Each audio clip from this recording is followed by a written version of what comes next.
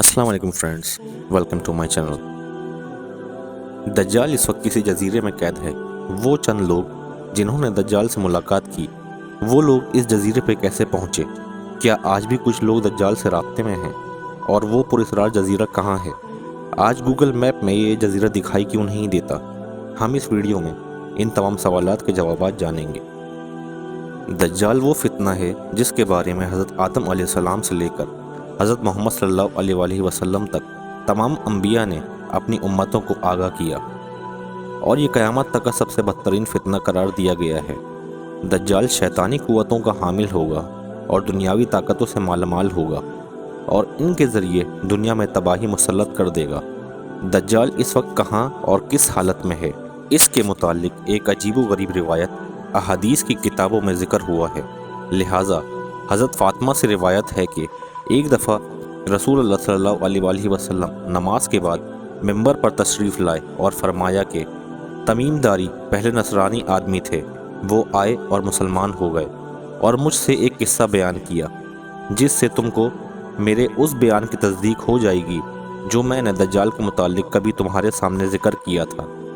تمیم داری نے بتایا کہ وہ ایک بڑی کشتی پر سوار ہوئے جس پر سمندر میں سفر کیا جاتا ہے، اور ان کے ساتھ قبیلہ لخم اور جذام کے 30 آدمی اور تھے۔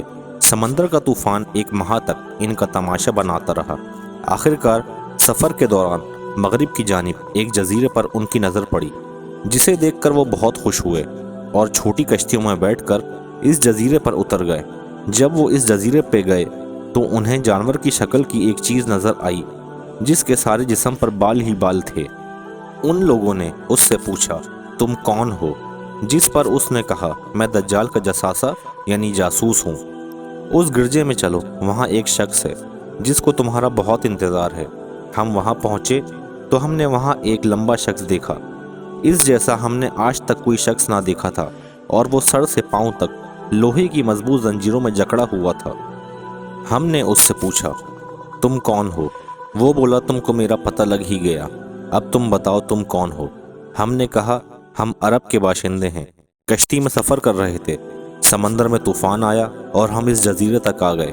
اس نے یہ کہا، مجھے بتا کہ بیسان کی کھجوروں میں پھل آتا ہے یا نہیں؟ ہم نے کہا، ہاں آتا ہے۔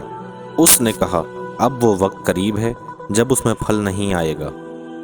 پھر اس نے کہا، اچھا بحر طبریہ کے بارے میں بتاؤ، اس میں پانی ہے یا نہیں؟ ہم نے کہا، بہت ہے۔ اس نے کہا، وہ زمانہ قریب ہے جب اس میں پانی نہ رہے گا۔ پھر اس نے کہا، زخر کے چشمے کے بارے میں بتاؤ، کیا اس میں پانی موجود ہے؟ اور کیا وہاں کے بستی والے اس کے پانی سے کھیتوں کو سیراب کرتے ہیں؟ ہم نے کہا، ہاں اس میں بہت پانی ہے۔ پھر اس نے کہا، اچھا نبی امی کا کچھ حال سنا؟ ہم نے کہا، وہ مکہ سے ہجرت کر کے مدینہ تشریف لے گئے۔ اس نے پوچھا، کیا عرب کے لوگوں نے ان سے جنگ کی ہے؟ ہم نے کہا، ہاں۔ اس نے پوچھا، اچھا پھر کیا نتیجہ رہا؟ ہم نے بتایا، وہ اپنے گرد و نواح پہ غالب آ چکے ہیں اور لوگ ان کی اطاعت کر چکے ہیں۔ اس نے کہا، سن لو، عربوں کے حق میں یہی بہتر تھا کہ وہ ان کی اطاعت کر لیں۔ اب میں تم کو اپنے متعلق بتاتا ہوں، میں مسیح الدجال ہوں، اور وہ وقت قریب ہے جب مجھے یہاں سے باہر نکلنے کی اجازت مل جائے گی۔ میں باہر نکل کر زمین پر گھوموں گا، 40 دن کے اندر اندر کوئی بستی ایسی نہ رہے گی جس میں داخل نہ ہوں گا، سوائے مکہ اور مدینہ کے۔ ان دونوں مقامات میں میرا داخلہ ممنوع ہے۔ حضرت محمد صلی اللہ علیہ وآلہ وسلم نے اپنا عصا ممبر پر مار کر فرمایا، یہ طیبہ ہے، یہ طیبہ ہے۔ میں تم کو یہی بتایا کرتا تھا، جان لو کہ دجال نہ شام کے سمندر میں ہے نہ یمن کے سمندر میں، بلکہ وہ مشرق میں ہے۔ اور آپ نے مشرق کی طرف ہاتھ سے اشارہ فرمایا۔ تمیم داری اور ان کے ساتھیوں نے جس جزیرے پر دجال سے ملاقات کی تھی، اس کا علم آج تک کسی کو نہ ہو سکا، لیکن اس بارے میں بہت سارے دعوے کیے جاتے رہے ہیں کہ وہ پراسرار جزیرہ کہاں ہے جہاں دجال زنجیروں میں جکڑا قید ہے۔ بعض لوگوں کا گمان ہے کہ بحرۂ عرب میں سقطرہ نامی جزیرہ ہی وہ جزیرہ ہے جس میں دجال قید ہے۔ یہ جزیرہ بہت ہی عجیب و غریب مقام ہے۔ جزیرہ سقطرہ یمن کا حصہ ہے اور ساحل سے 400 کلومیٹر کے فاصلے پر موجود ہے۔ اس جزیرے پر موجود چرند پرند اور درخت باقی دنیا سے بہت مختلف ہیں۔ ड्रैगन ब्लड ट्री नामी दरख्त भी इसी जजीरे में पाया जाता है, जिसके तने से सुर्ख अर्क निकलता है और ऐसा लगता है जैसे इस दरख्त से खून बह रहा हो। इस जजीरे पर एक पहाड़ मौजूद है जहां एक मशहूर गार अल हौक है। ये गार 3 किलोमीटर तवील है।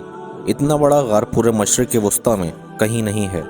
जैसा कि हदीस में जिक्र है कि दज्जाल का ज़हूर मशरिक़ से होगा और ऐसी जगह से होगा जहां से वो मशरिक़ वस्ता को मुतासिर कर सकेगा। इन तमाम निशानियों की वजह से लोग इस जजीरे को दज्जाल का जजीरा करार देते हैं, जबकि कुछ लोग एटलांटिक ओशन में मौजूद बरमूदा ट्रायंगल को दज्जाल का जजीरा करार देते हैं। ये वो इलाका है जहां कंपास काम करना बंद कर देते हैं, जहां जाने वाले जहाज़ और कश्तियां भी वापस नहीं आते और यहाँ बहुत सारे हादसा तारीख में हो चुके हैं। इस इलाके में अक्सर समंदरी तूफ़ान आते हैं और ऊंची ऊंची समंदरी लहरें चलती हैं। बरमूदा ट्रायंगल पे की गई तहकीकाती रिपोर्टों को भी आज तक शाया नहीं किया जाता। यूँ लगता है कि हुकूमतों को इसकी इजाज़त नहीं है। तुर्की के एक मुसन्निफ ने अपनी किताब में लिखा है कि दज्जाल एक जजीरे में कैद है, जहाँ से वो अपने पैरोकार यानी अमरीका और इसराइल को हिदायत देता है और उनकी बहरी जहाज़ें इस जजीरे तक जाती हैं, जहाँ वो इस गिरजे में दज्जाल से मुलाकात करते हैं और उन्हें बताया जाता है आगे क्या करना है। लेकिन ये मालूमात इतनी खुफिया होती है कि आज तक कोई नहीं जान पाया कि ये जजीरा कहाँ मौजूद है। बरकान ने लिखा कि वो जजीरा बरमूदा ट्रायंगल में ही है, क्योंकि बरमूदा ट्रायंगल में एक ऐसा जजीरा मौजूद है जहाँ एक बड़ा गिरजा पाया जाता है और वहाँ किसी को भी जाने की इजाज़त नहीं है। ये जजीरा कोई आम जगह नहीं। यही वजह है कि गूगल मैप में इस जजीरे की लोकेशन नहीं मिलती और कई लोगों ने ये देखने का दावा भी किया है कि इस जजीरे में अमरीकी बहरी बेड़े दाखिल होते हैं। ईसा दाऊद ने अपनी किताब में लिखा कि दज्जाल ज़माना कदीम से बहरुल काहिल के इन गैर आबाद और वीरान जजीरों में रहता था और हुजूर सल्लल्लाहु अलैहि वसल्लम के विसाल तक वो बेड़ियों में जकड़ा हुआ था। लेकिन आपकी वफ़ात के बाद उसकी बेड़ियां टूट गईं और वो आज़ाद हो गया, मगर उसे खुरूज की इजाज़त नहीं और अब वो बरमूदा ट्रायंगल के करीब वीरान जजीरों में रहता है और वहाँ से अपने पैरोकारों के ज़रिए खुरूज की तैयारी कर रहा है। ये जजीरा बुनियादी तौर पर दज्जाल का हेड क्वार्टर है, जहाँ से वो तमाम तदाबीर करता है और शर फैलाता है।